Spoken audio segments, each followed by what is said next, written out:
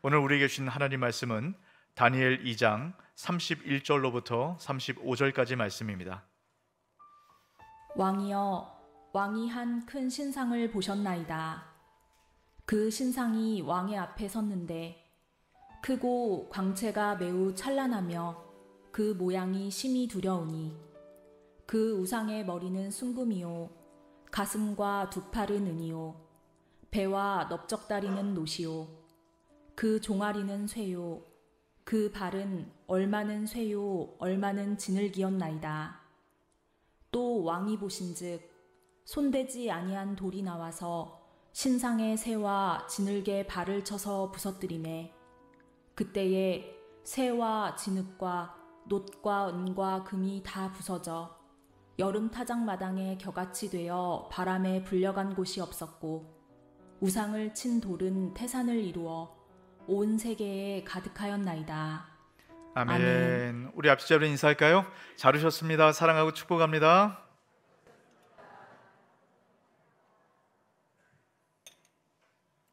네, 우리가 이제 오늘부터 다니엘 말씀을 함께 나누게 됩니다. 여러분, 다니엘서 말씀은 참 은혜가 넘쳐요.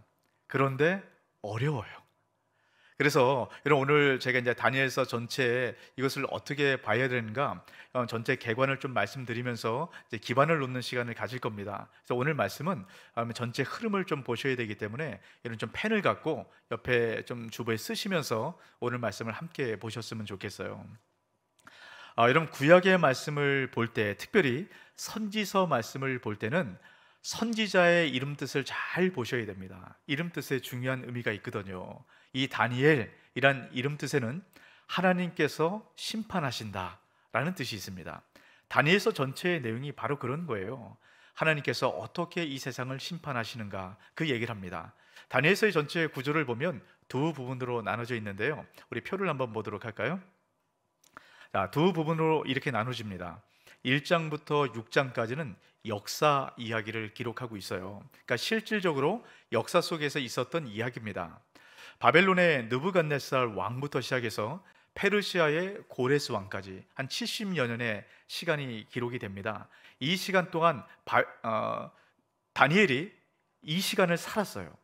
실질적으로 역사 속에서 살았던 그런 기록을 이제 1장부터 6장까지 기록을 합니다. 그러면서 하나님께서 이 세상 나라 속에서 어떻게 이 세상 나라를 다스려 가시고 심판하시는가, 이 내용이 담겨져 있습니다. 그리고 7장부터 12장까지는 묵시 이야기예요. 묵시라는 것은 미래에 대한 이야기입니다. 특별히 종말에 대한 이야기예요. 이 세상의 나라와 역사 끝에 하나님께서 어떻게 심판하시는가, 이 이야기를 담고 있습니다. 근데 이런 묵시는요, 꿈, 환상, 숫자, 이미지, 이런 것으로 기록이 되거든요. 그래서 내용이 어려운 겁니다. 근데 여러분, 이 묵시는 그냥 뭐 뜬금없이 나온 얘기가 아니고요, 이 묵시라는 것은 당시의 다니엘 시대적 상황을 배경으로 묵시라는 것이 기록이 돼요. 그래서 이 다니엘서는 역사 이야기와 묵시 이야기가 함께 합쳐져 있는데, 역사 이야기를 반드시 알아야만 묵시 이야기가 풀려지게 됩니다. 그래서 오늘은 다니엘서에 있었던 그 역사적 배경이 무엇인가 아주 간략하게 제가 말씀을 드리도록 할게요. 자, 우리 표를 한번 보도록 할게요. 제가 이제 크게 5가지 역사적 기록을 담아놨는데요. 자, 기원전 612년에 바벨론에 나보폴라살이라는 왕이 있었습니다. 그리고 그의 아들인 느부갓네살과 함께 이 아수르란, 당시에 이 아수르는 고대 근동의 패권을 쥐고 있었던 나라예요. 이 아수르의 수도인 니느웨를 공격하게 됩니다. 그리고 점령하게 되죠. 그리고 이때부터 바벨론이 이 전 세계를 지배하는 이제 맹주로 등장을 하게 됩니다. 그리고 이제 기원전 605년에 이제 아들이었던 바벨론의 느부갓네살이 왕이 돼요. 그러면서 이집트와 아수르 연합군과 전쟁을 갈그미스라는 곳에서 하게 됩니다. 여기 바벨론이 승리를 하게 됐어요. 그때부터 뭐 팔레스타인 지역부터 시작해서 이집트까지 아주 강력한 영향을 미치고 이제 본격적으로 전 세계 맹주로 이제 패권을 차지하게 되는데요. 여러분, 이때 이스라엘 백성들이, 이스라엘이라는 나라가 이집트에 붙어 있었거든요. 그때 느부갓네살 왕이 이 이집트 편을 들고 있었던 이스라엘을 공격합니다. 이것이 예루살렘 1차 침공이에요. 이때 다니엘을 비롯해서 아주 수많은 뛰어난 젊은이들이 바벨론에 다 포로로 이제 끌려가게 됩니다. 이제 그리고 나서 기원전 597년에 두 번째로 느부갓네살 왕이 예루살렘을 침공하게 돼요. 여러분 이때는요, 여러분 에스겔 선지자 아시죠? 에스겔 선지자가 이때 포로로 끌려갔어요. 그리고 수많은 지도자들이 이제 포로로 끌려가게 됩니다. 또 3차 침공이 있었죠. 기원전 586년. 여러분 이때 느부갓네살 왕이 3차로 침공해서 예루살렘을 다 무너뜨리고 성전을 무너뜨립니다. 그리고 이때 이스라엘이 지도상에서 사라지게 돼요. 이스라엘이 멸망을 하게 됩니다. 자, 그런데 여러분 이렇게 끝이 없을 것 같던 바벨론이 불과 70년 만에 무너지게 되죠. 아주 작은 나라, 보잘것없는 이런 페르시아의 고레스에게 기원전 539년에 멸망을 당하게 됩니다. 아무도 예상하지 못했거든요. 그러고 나서 기원전 538년에 고레스 왕이 고레스 칙령이라는 것을 공포를 해요. 이게 뭐냐면 포로로 끌려왔던, 바벨론의 포로로 끌려왔던 모든 나라들은 다 본국으로 돌아가라, 고향으로 돌아가라, 이런 칙령이 공포가 됩니다. 그리고 나서 이스라엘 백성들은 다시 예루살렘으로 돌아가게 되죠. 자, 여러분 어떻습니까? 이 긴 역사 시간 동안에 다니엘이 실질적으로 이 모든 역사를 다 경험하게 됩니다. 여러분 다니엘은요, 바벨론 느부갓네살 왕부터 시작해서 고레스 3년까지 무려 70여 년의 시간 동안에 사역을 합니다. 그래서 직접 경험한 얘기를 다니엘서 말씀 가운데 담아놓고 있어요. 그러니까 여러분 다니엘은 진짜 경험한 이야기를 기록했다, 이걸 아시고 다니엘서를 보시면 좋을 것 같습니다. 자, 다니엘서의 처음 시작은 다니엘이 포로로 끌려왔던 이야기로부터 시작이 돼요. 이런 바벨론의 느부갓네살 왕의 정책 중에 하나는 뭐냐면 정복한 나라 중에 아주 뛰어난 엘리트들, 이 사람을 선별합니다. 그리고 식민사관 교육을 해요. 바벨론의 식민사관 교육은 우상 교육입니다. 바벨론 우상을 섬기고 또 그 우상을 통해서 어떻게 바벨론을 섬겨야 되는가, 이런 식민사관 교육을 하게 돼요. 여러분 이때 다니엘과 세 친구들이 역시 이 안에 교육을 받고 있었어요. 근데 다니엘은 어떻습니까? 뜻을 정해서 이 우상에 굴복하지 않는 믿음을 지켰다. 이게 다니엘서 1장의 내용이에요. 근데 이런 중에 느부갓네살 왕이 꿈을 꿉니다.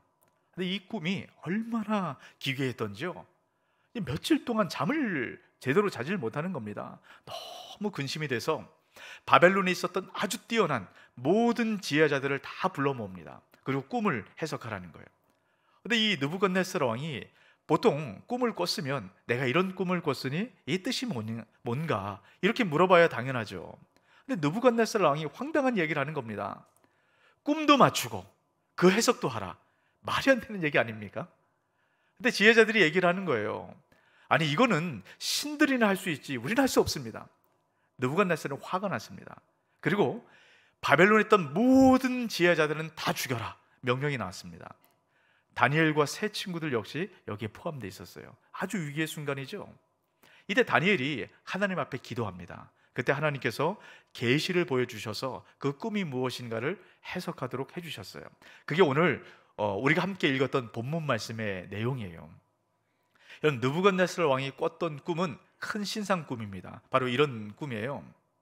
자, 그림 한번 보여주세요. 네, 신상이 굉장히 거대해 보이죠. 머리는 금이고 팔과 가슴은 은입니다. 그리고 배와 넓적다리는 노수로 돼 있고요. 종아리부터 시작해서 발까지는 쇠고, 종아리는 쇠인데요, 발은 쇠와 진흙이 함께 섞여져 있는 이런 아주 거대한 이런 신상의 모습을 꿈을 꾸게 된 겁니다. 그리고 다니엘이 이 꿈의 의미가 뭔가 이제 해석을 해주기 시작하는데요. 자, 38절에 보시면 이렇게 얘기를 합니다. 사람들과 들짐승과 공중의 새들 어느 곳에 있는 것을 막론하고 그것들을 왕의 손에 넘기사 다스리게 하셨으니 왕은 곧 그 금머리니이다. 그럼 금머리를 지금 누구라고 얘기합니까? 느부갓네살 왕이요, 바벨론이라고 얘기를 하는 겁니다. 그러고 나서 그 뒤에 이어지는 39절을 보세요. 왕을 뒤이어 왕보다 못한 다른 나라가 일어날 것이요. 이게 둘째 나라가 되는 거예요. 그리고 이제 셋째 나라, 넷째 나라, 쭉 더 못한 나라들을 설명을 합니다. 여러분 이 은, 놋, 쇠, 이로 된 나라들은 도대체 어떤 나라일까? 여러분, 해석이 아주 분분합니다. 이런 머리는 분명해요. 다니엘이 얘기했으니까요. 바벨론이라고. 근데 놋, 쇠, 이건 어떤 나라일까? 아주 해석이 분분하지만 가장 보편적으로 이야기를 하는 것이 이런 이야기입니다. 자, 그림 한번 볼까요? 머리는 바벨론이에요. 근데 바벨론에 이어서 이런 페르시아가 고대 근동의 패권을 쥐게 돼요. 세계를 제패하게 되는데요. 한 200여 년 동안 세계를 제패합니다.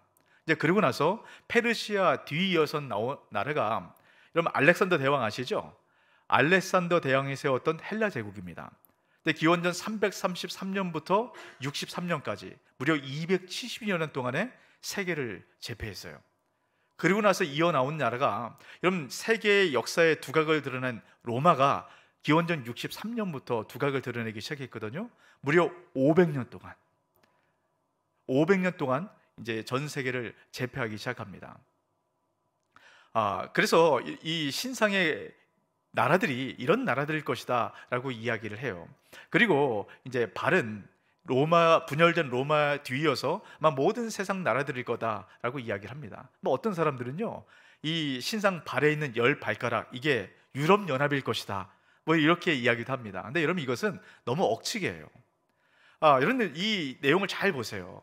우리는 이 신상에 대한 해석을 할 때, 여러분 바로 이 꿈 얘기하니까 여러분 너무 어려우시죠? 그래서 이 다니엘서가 여러분 어려운 겁니다. 근데 우리는 여러분 이 신상이 의미하는 게 어떤 나라일까, 여기에 굉장히 관심이 많은데요, 성경은 여기에 별로 관심이 없어요.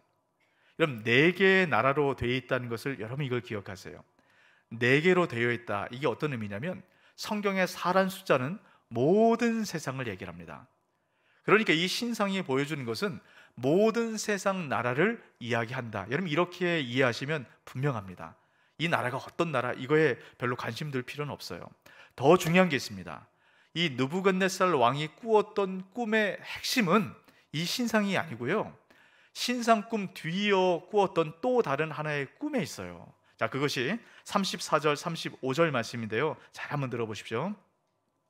또 왕이 보신즉 손대지 아니한 돌이 나와서 신상의 쇠와 진흙에 발을 쳐서 부서뜨리매 그때 쇠와 진흙과 놋과 은과 금이 다 부서져 여름 타작마당에 겨같이 되어 바람에 불려간 곳이 없었고, 우상을 친 돌은 태산을 이루어 온 세계에 가득하였나이다. 자, 지금 뭐라고 얘기합니까? 아까 얘기했던 아주 거대하고 화려한 금신상이 갑자기 손대지 않은 돌이 나와서 발을 때리는 겁니다. 그 순간 그 큰 금신상이 가루가 되어서 흔적도 없이 사라지게 되었다라고 얘기를 합니다. 이런, 그리고 나서 이 다니엘이 이 돌이 뭔가를 설명을 합니다. 손대지 아니한 돌, 이 세상 나라를 부서뜨린 돌, 이 돌이 뭔가 44절에서 이렇게 말씀하는데요, 우리 44절 같이 한번 읽어봅니다. 이 여러 왕들의 시대에 하늘의 하나님이 한 나라를 세우시리니 이것은 영원히 망하지도 아니할 것이요 그 국권이 다른 백성에게로도 돌아가지도 아니할 것이요 도리어 이 모든 나라를 쳐서 멸망시키고 영원히 설 것이라. 자, 이 돌이 모든 세상을 뒤덮는 큰 태산으로 바뀌어지게 됩니다.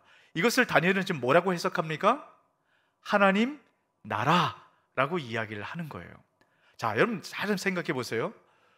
하나님 나라로 바뀌었던 이 돌이 아주 중요한 의미가 있습니다. 여러분, 하나님 나라로 바뀌었던 이 돌이 의미하는 게 뭘까요? 자, 에베소서 2장 20절입니다. 너희는 사도들과 선지자들의 터 위에 세우심을 입은 자라 그리스도 예수께서 친히 모퉁이 돌이 되셨느니라. 여러분, 예수님을 모퉁이 돌이라고 성경은 표현합니다. 이 모퉁이 돌이라는 것은요, 버려진 돌, 손대지 아니한 돌, 아주 볼품없는 돌, 이 돌을 의미해요. 여러분, 예수님께서 모퉁이 돌이 되셔서 이 세상에 오셨습니다. 그리고 이 세상을 구원하시기 위해서 가장 첫 번째로 하셨던 말씀이 있어요. 자, 마태복음 4장 17절 같이 한번 읽습니다. 이때부터 예수께서 비로소 전파하여 이르시되 회개하라 천국이 가까워 왔느니라 하시더라. 자, 여러분, 느부갓네살 왕의 꿈에서 보였던 하나님 나라로 바뀌었던 이 돌이 바로 예수 그리스도를 의미하는 겁니다. 여러분, 예수님께서 이 세상에 오셔서 하나님 나라로 많은 사람들을 초대했습니다. 그리고 이 초대에 응했던 사람들을 하나님 나라의 백성 삼아 주시기 위해서 십자가에서 세상 나라의 모든 권세를 깨뜨리시고 하나님 나라를 이뤄내셨어요. 그래서 그 예수님을 믿는 모든 사람들은 하나님 나라의 백성이 되는 것입니다. 이곳에 있는 그 십자가를 통해서 구원하신 예수 그리스도를 믿는 바로 저와 여러분이 하나님 나라의 백성됨을 믿으시길 주의 이름으로 축복합니다. 여러분, 우리는 하나님 나라의 백성이에요. 믿어지십니까? 소리가 적어졌어요. 하나님 나라의 백성이라는 얘기를 늘 들어서 알고 있는데 하나님 나라의 백성? 내가 맞나? 이런 생각이 여러분 드시죠? 솔직히 얘기해 보세요. 맞잖아요. 저도 그럴 때 있거든요. 왜 그런 줄 아십니까? 이 세상은 하나님 나라가 이루어졌지만 아직 완전히 이루어지질 못했어요. 세상 나라와 하나님 나라가 혼재해서 섞여 있습니다. 그래서 우리가 하나님 나라를 우리가 백성이 됐다는 게 명확하게 느껴지지 않는 거예요. 여러분, 여기서 만들어지는 문제점이 뭔지 아십니까? 우리는 하나님 나라의 백성인데 때로는 세상 나라의 백성처럼 살아갈 때가 있다라는 거예요. 하나님 나라와 세상 나라의 가치가 무엇인가, 이 분명한 구별점을 우리가 갖지 못하면 우리는 하나님 나라의 백성임에도 불구하고 세상 나라의 백성처럼 살아갑니다. 그러면 하나님 나라의 백성의 의미를 누리지 못하는 거예요. 그냥 머리로만 아는 겁니다. 하나님 나라? 막연하게 생각하는 거예요. 여러분, 하나님 나라는 이미 우리 가운데 임했다라고 얘기해요. 그러면 하나님 나라가 뭘까? 여러분, 이것을 보여주는 게 다니엘서입니다.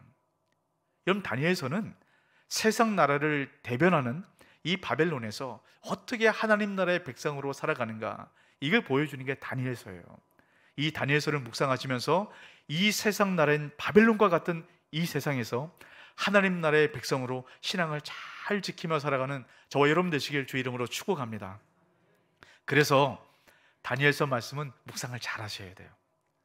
자, 여러분, 제가 이 다니엘서 말씀을 묵상 잘 할 수 있도록 세상 나라와 하나님 나라에 어떻게 차이가 있는가, 이 말씀을 제가 두 가지로 여러분 오늘 말씀을 드릴 텐데요. 그럼 세상 나라와 하나님 나라 얼마나 어떻게 다른가, 이게 느부갓네살 왕의 꿈 얘기입니다. 여러분, 느부갓네살 왕의 그 신상이 의미하는 게 뭐라고 말씀드렸죠? 세상 나라요. 세상의 모든 강한 나라들을 이야기를 합니다.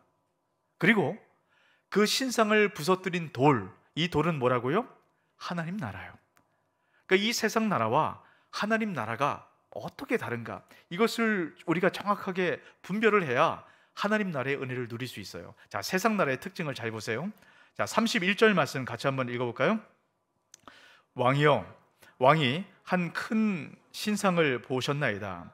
그 신상이 왕의 앞에 섰는데 크고 광채가 매우 찬란하며 그 모양이 심히 두려우니. 자, 세상 나라를 대변하는 신상의 모습이 어떻다고요? 아주 커요. 어마어마하게 큽니다. 그리고 아주 찬란합니다. 모든 사람들이 바라볼 때, 야, 저 너무 찬란하다, 너무 아름답다, 이렇게 탄성을 지을 만큼 그런 신상이라는 겁니다. 그리고 마지막 뭐라고요? 심히 두렵게 보이는 신상이라는 겁니다. 여러분, 이게 세상의 특징이에요. 세상의 특징이 그대로 여기 묻어납니다. 여러분, 이 세상은 몸집을 부풀리라고 얘기합니다. 강해지라고 얘기해요. 그 화려함과 찬란함을 드러내라고 얘기합니다. 그리고 어떻게든 그 힘을 통해서 약한 자들을 지배하고 억압하고 섬김을 받으라 라고 이야기를 해요. 여러분, 제가 아까 말씀드렸던 바벨론, 페르시아, 헬라, 로마, 여러분, 이 세계 강대국의 특징이 뭡니까? 약한 나라를 정복하는 거예요. 그리고 그들을 섬김을 받는 겁니다. 여러분, 이것이 세상 나라의 특징이에요. 여러분, 우리가 살아가는 우리 삶 속에 이 세상 나라의 특징과 문화가 여러분 그대로 우리 안에 흘러들을 수 있다는 것을 여러분 명심하시기 바랍니다. 여러분, 올해 초에 소천하신 이어령 교수님, 여러분 너무 잘 아시죠? 참 이어령 교수님이 참 많은 것들을 이 시대에 이야기를 하셨어요. 이어령 교수님이 생전에 주님 부름 받기 전까지 끊임없이 외쳤던 건 뭐냐면 생명 자본주의입니다. 제가 몇 번 말씀드린 적이 있는데요, 생명이 자본이 되는 이런 세상을 만들어야 된다라고 이야기를 합니다. 여러분, 그 이유가 뭐냐면요, 산업 자본주의가 만들어내는 아주 심각한 문제성 때문이에요. 여러분, 산업 자본주의가 만든 문제점 뭔지 아세요? 이 산업 자본주의는 여러분 쓸모, 효용성, 여기에 가치를 둡니다. 그래서 이 사람이 얼마나 쓸모가 있는가, 얼마나 가치가 있는가, 얼마나 능력이 있는가, 이거에 따라서 사람의 가치를 차등적으로 두게 돼요. 근데 여러분, 이 산업 자본주의를 그대로 내버려 뒀을 때 이게 만들어내는 심각한 문제가 있습니다. 그건 뭐냐면 생명을 경시하는 문화예요. 이 생명 경시 문화가 지금 이 시대에 팽배합니다. 그래서 만들어낸 심각한 문제가 뭔지 아세요? 갑질 문화입니다. 여러분, 우리가 몇 년 전에 우리 공분을 일으켰던 그런 사건이 있었죠. 백화점에 한 모녀가 가서요, 어떤 한 백화점 직원을 무릎을 꿇려놓고 뺨을 때리는 이런 일이 있었습니다. 여러분, 왜 그런 일이 있었을까요?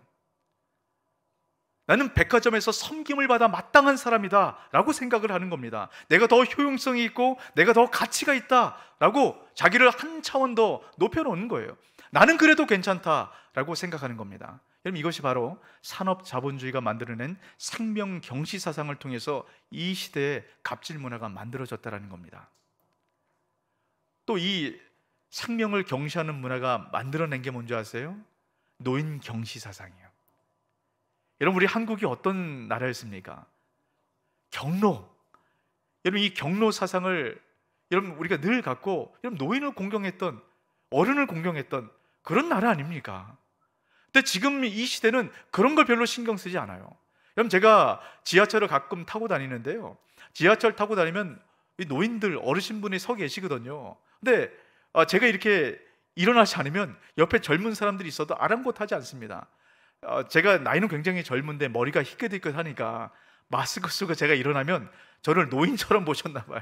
그 어르신들이 왜 이렇게 일어나시냐고 오히려 저를 안 치는 그런 경험들을 하게 됩니다. 여러분, 우리가 그런 시대를 살지 않았거든요. 여러분, 이 노인들에게 함부로 대하는 이런 사건 사고들 우리가 자주 접하지 않습니까? 여러분, 왜 이런 문제가 생겼을까요? 생명 경시 사상이 이 문화에 팽배하기 때문입니다. 바꿔야 돼요. 여러분, 이 문화가 어떤 것을 만들어내냐면 다른 사람들의 생명을 경시할 뿐만 아니라 내 생명조차 경시합니다. 여러분, 그래서 스스로 이 극단적인 선택을 하는 많은 일들이 있지 않습니까? 아주 생명을 우습게 여기는 거예요. 나 같은 것 가치가 없기 때문에 나는 살아갈 수 없다라고 생각을 하는 겁니다. 여러분, 이 문화를 바꿔야 돼요. 어떻게 바꿀 수 있을까요? 이 세상의 가치를 하나님 나라의 가치로 바꿔놔야 됩니다. 그래야만 이 세상은 바뀌는 거예요. 어떻게 이 하나님 나라의 가치를 세울 수 있을까요? 여러분, 하나님 나라의 가치가 무엇일까요? 자, 오늘 말씀에 보면 이 세상 나라와 화려하고 웅장하고 두려운 이 세상의 신상과 반대되는 하나님 나라를 대변하는 돌입니다. 이 돌을 뭐라고 표현하죠? 손대지 아니하는 돌이라고 얘기를 합니다. 손대지 아니한 돌. 여러분, 이 손대지 아니한 돌, 이게 어떤 의미일까요? 손대지 아니했다는 것은 볼품없다라는 거예요. 아주 하찮게 보인다는 겁니다. 자, 여러분, 이사야 53장 2절 말씀 보시기 바랍니다. 그는 주 앞에서 자라나기를 연한 순 같고 마른 땅에서 나온 뿌리 같아서 고운 모양도 없고 풍채도 없은즉 우리가 보기에 흠모할 만한 아름다운 것이 없도다. 여러분, 하나님 나라를 세우기 위해서 오신 예수님을 뭐라고 표현합니까? 보잘것없대요. 아주 흠모할 것이 없대요. 여러분, 이 세상과 이 세상의 가치와 정반대되는 지금 그 모습으로 예수님께서 오셨지 않습니까? 그 예수님께서 여러분 무엇을 하기 위해서 오셨는가 분명하게 말씀하는 게 있죠. 마가복음 10장 45절입니다. 같이 한번 읽습니다. 인자가 온 것은 섬김을 받으려 함이 아니라 도리어 섬기려 하고 자기 목숨을 많은 사람의 대속물로 주려 함이니라. 이름 예수님께서 왜 볼품없는 그런 모습으로 오셨습니까? 왜 손대지 아니한 돌로 오셨습니까? 이 세상을 섬기기 위해서요. 여러분, 우리는 그 예수님을 통해서 구원받은 사람입니다. 우리 역시 그 구원의 그 그 은혜를 누리며 하나님 나라의 그 풍성함을 누리며 살아가기 위해서는 하나님 나라의 가치를 붙들어야 돼요. 그 가치가 무엇이죠? 섬김이에요. 여러분, 섬기는 게 쉽습니까? 이제 지금 연말이 되고 있어요. 많은 섬김의 자리에 있던 분들이 목사님, 이제 이 섬김 너무 힘들어요, 이런 분들이 속출해 가고 있습니다. 그리고 내년에 좀 섬겨야 될 만한 분들에게 이제 좀 섬김의 자리에 서주십시오 라고 말씀드리면 목사님 너무 힘들어서 안 될 것 같아요, 이렇게 말씀하는 분들이 많이 있어요. 섬긴다라는 것은 결국 우리를 보호하는 겁니다. 섬김은 하나님 나라의 가치를 붙드는 거예요. 여러분, 우리가 이 섬김을 통해서 이 가치를 붙들지 못하면 이 세상 나라의 문화가 그대로 들어옵니다. 교회는 그런 곳이 아닙니다. 여러분, 교회 안에서 우리 늘 섬김의 자리에 들어가지 못하면 이 세상 나라의 흐름이 그대로 교회에 들어와서 우리는 섬김을 받으려고 해요. 여러분, 우리가 섬김의 자리에 있을 때 제일 힘든 게 뭐예요? 우리 목자들 말씀을 들어보면, 여러분, 목자들이 얼마나 섬김의 자리에 있는 분들입니까? 우리 총무님들, 또 우리 중직자들 얼마나 섬김의 자리에 있는 분들이에요. 이들이 섬김의 자리에 있을 때 제일 힘든 것은 뭐냐면, 섬김의 자리에 있고 섬김을 베푸는데 함부로 하는 그런 모습들이 있는 겁니다. 이럴 때 어떤 생각이 들죠? 내가 이럴 사람이 아닌데, 내가 세상에서 이런 대접을 받을 사람이 아닌데, 내가 그런 사람이 아닌데도 내가 섬기는데 내가 이런 대접을 받나, 이런 마음이 들 때가 있거든요. 여러분, 이것이 세상 나라의 문화와 가치가 혼합되어 있기 때문에 이런 문제가 나타나는 것입니다. 여러분, 우리가 섬김의 자리에 있을 때, 그 하나님 나라의 가치를 온전히 붙들고 살아갈 때, 여러분, 이 훈련을 교회에서 할 때 이 세상 생명을 경시하는 이 세상 나라의 악한 가치관과 이 문화를 바꿔낼 수 있게 되는 것입니다. 그것이 바로 교회예요. 교회 안에서는 서로 낮아지고 섬김의 자리에 가야 됩니다. 종의 자리에 가야 되는 것이에요. 근데 여러분, 이게 쉽지 않아요. 이 섬김의 길은 십자가의 길입니다. 죽음의 길이에요.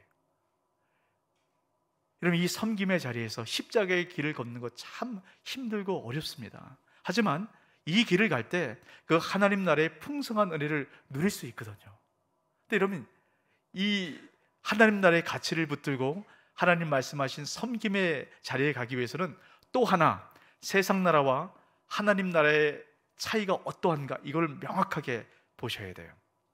자, 여러분, 오늘 이 신상에 대한 얘기를 드렸습니다. 이 신상은 세상 나라라고 말씀을 드렸어요. 이 세상 나라의 특징을 잘 한번 보세요. 여러분, 머리는 뭘로 되어 있어요? 금. 가슴은요? 은. 배는요? 놋. 다리는요? 쇠. 점점 수준이 떨어집니다. 점점 쇠퇴해져요. 여러분, 이게 세상 나라의 특징이에요. 그리고 마지막, 이러면 어떻게 됩니까? 35절에 보면 이렇게 말씀하죠. 그때 쇠와 진흙과 놋과 은과 금이 다 부서져 여름 타작마당에 겨같이 되어 바람에 날려간 곳이 없었고, 흔적도 없이 사라지게 된다는 겁니다. 여러분, 이것이 바로 세상 나라의 특징이에요. 여러분, 이거 붙드시겠습니까? 흔적도 없이 사라질 이 세상 나라의 가치, 여러분, 이것 붙들고 사시겠어요? 이만큼 어리석은 일이 어디 있습니까? 한순간 사라질 이 가치를 붙들고 살아가는 건 너무너무 어려운 것이죠. 여러분, 이 세상이 한순간 붕괴되고 한순간 사라진다는 것이 여러분, 이 실질적으로 역사 속에서 드러납니다. 여러분, 얼마 전에 이 총균쇠라는 이제 책을 써서 제레드 다이아몬드라는 사람이 우리 한국 사회에도 많이 소개가 됐어요. 특별히 이제 코로나 이런 전염병 사태 때문에 이제 제레드 다이아몬드라는 사람이 아주 많은 사람들 가운데 읽혀지게 되는데요. 그 책 중에 하나가 문명의 붕괴라는 책이 있습니다. 제가 그 책을 읽기 위해서 도전했는데요, 끝까지 못 읽었어요. 책 두께가 이만합니다. 이건 무기 수준이에요. 누구 때리면 큰일 날 그런 무기 수준의 책이에요. 그래서 제가 보다가 중간까지 보다가 그냥 끝에는 이제 훑어보다 말았는데요. 그 핵심적인 내용은 이런 겁니다. 고대에 아주 뛰어난 문명 사회가 있었거든요. 이 뛰어난 문명 사회가 누구도 멸망할 거라고, 붕괴할 거라고 예상을 못했습니다. 한순간 역사 속에 사라졌거든요. 동일한 이유로 현대 문명도 사라질 것이다 라고 경고를 합니다. 그러면서 제일 처음에 얘기했던 게 뭐냐면, 여러분 모아의 석상 아시죠? 아주 굉장히 큰 석상 아닙니까? 그 석상이 있었던 이스터 섬에 대한 이야기로 시작을 해요. 여러분 이게 모아의 석상 보면 90톤 정도 무게가 된다 그래요. 여러분 고대 시대에 그 90톤의 무게의 석상을 어떻게 운반했고 어떻게 세웠나, 이게 미스터리거든요. 근데 그런 뛰어난 문명을 가진 이스터 섬이 한순간 역사상에 사라졌다는 겁니다. 마야 문명, 지금도 가장 신비로운 문명이라고 얘기를 하는데요, 보통 모든 문명은 강에서 발원되지 않습니까? 근데 마야 문명은 밀림 한 복판에 있어요. 이 밀림 한 복판에 아주 거대한 피라미드부터 시작해서 아주 수학, 천문학 아주 뛰어난 그런 문명을 갖고 있었습니다. 근데 이 마야 문명이 한순간에 사라졌다는 거예요. 그러면서 이 세상에 아주 뛰어난 문화들에 대해서 얘기를 합니다. 그 모든 문화들, 문명들 아무도 사라질 거라고 예상을 못했습니다. 근데 한순간 사라졌어요. 근데 이런 동일한 원인으로 현대 문명도 사라질 수 있다라고 얘기합니다. 그 문명을 사라지게 했었던 원인이 환경 파괴라는 거예요. 그럼 이 환경 파괴 때문에 지금까지 3년 동안 코로나 바이러스의 문제들, 이거 경험하지 않습니까? 지금 우크라이나 러시아 사태 때문에 지금 유럽은 다시금 석탄, 원자력 이 발전으로 돌아갈 위협 가운데 있어요. 아주 심각한 문제가 우리 안에 있다는 겁니다. 그래서 우리 문명도 언제 어떻게 붕괴될지 모른다는 겁니다. 여러분 어떻습니까?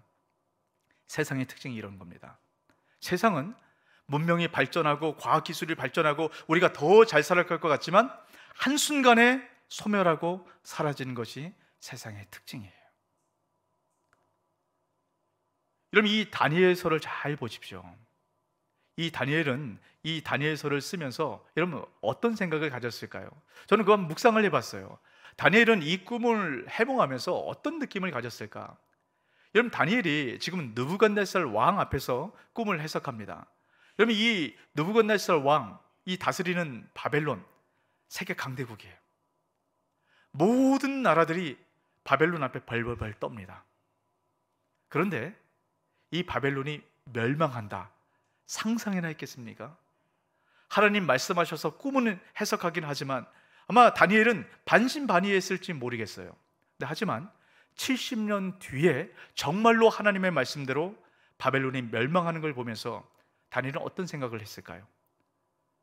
하나님의 통치와 하나님의 말씀은 분명하다, 이걸 깨달아 알고 이 확신과 믿음 가운데 다니엘서를 썼습니다. 여러분 우리는 어떻습니까?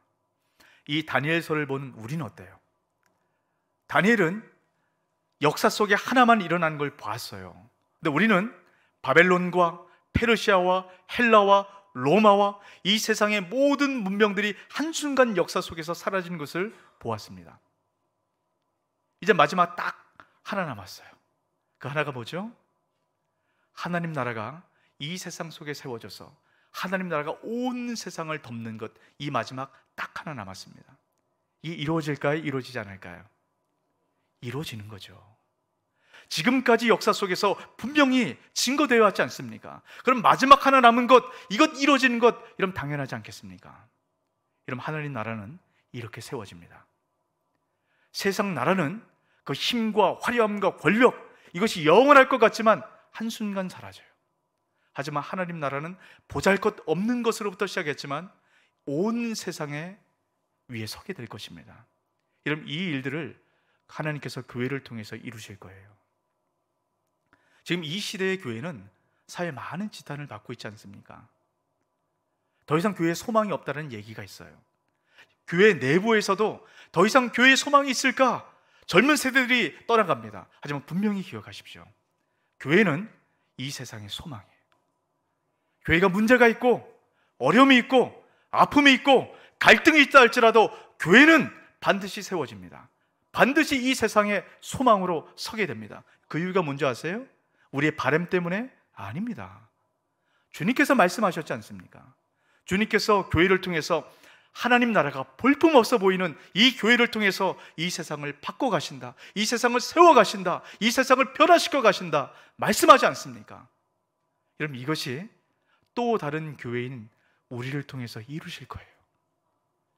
여러분 어떤 시간을 보내고 계십니까? 야, 나 같은 게, 나같이 볼품없는 게 뭔 일을 할 수 있을까? 목사님 말씀은 너무 좋지만 나 같은 게 이 세상을 어떻게 변화시킵니까? 내 삶도 제대로 못 살아가는데 어떻게 이 세상을 변화시키십니까? 이런 생각 드세요? 아닙니다. 주님께서는 교회인 우리를 통해서, 때로는 볼품없어 보이는 우리를 통해서 우리 가정을 변화시키실 것이고, 우리 교회를 변화시키실 것이고, 이 세상을 변화시켜 가실 것입니다. 이건 놓치지 마세요. 우리 힘으로 안 됩니다. 우리가 붙들어야 될 것은 하나님 나라의 가치예요. 이거 붙들고 끊임없이 섬김의 자리, 끊임없이 십자가의 자리, 종의 자리, 이 자리에서 우리를 감당하면 그 모든 것은 하나님께서 행하십니다. 여러분, 우리를 통해서 행하실 하나님을 기대하세요. 우리 힘으로 안 됩니다. 그래서 우리가 할 것은 날마다 하나님께서 그 하나님 나라를 이루신 그 은혜를 우리에게 흘려보내주는 그 믿음이 필요한 것입니다. 그래서 우리가 이 다니엘서를 통해서 그 은혜를 경험하게 되는 것이죠. 여러분, 이 다니엘서를 통해서 하나님께서 하나님 나라를 통해 이루시는, 이 세상 위에 세우시는 그 놀라운 은혜들, 이 세상을 변화시키고 바꿔가시는 그 은혜들, 이런 기대하고 소망하며 누리게 되시길 주의 이름으로 축복합니다. 아멘. 이 말씀 기억하시고 우리 함께 찬양했으면 좋겠습니다.